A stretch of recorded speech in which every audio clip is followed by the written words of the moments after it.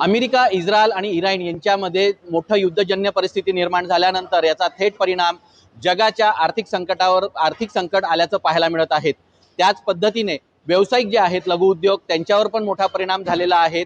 10 ते 15% कंपन्या ह्या व्यावसायिक सिलेंडरवरती चालत असल्याचं पाहायला मिळत आहेत आणि या व्यावसायिक सिलेंडर जर पुरवठा बंद झाला तर याचा थेट परिणाम व्यवसायावर तर होणारच, पण त्याच पद्धतीने व्यावसायिक या लघु उद्योगावर जे कामगार काम करत आहेत त्यांच्यावर पण देखील उपासमारीची वेळ येण्याची शक्यता या ठिकाणी वर्तवली जात आहे। आज जरी तुम्हाला सिलेंडर मिळत असेल पण उद्याचं काय हा प्रश्न निर्माण होतोय, काय सांगणार?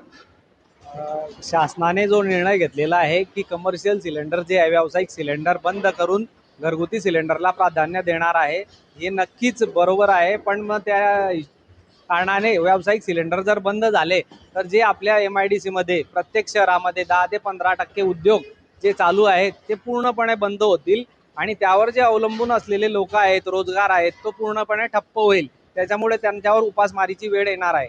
शासनाला काय मागणी आहे?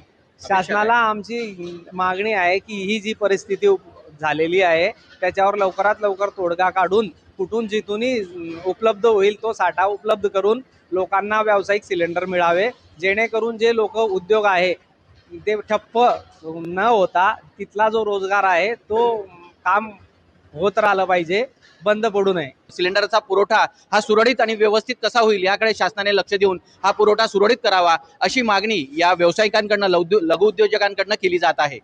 सुमित देशमुख, लोकशाही मराठी, जळगाव।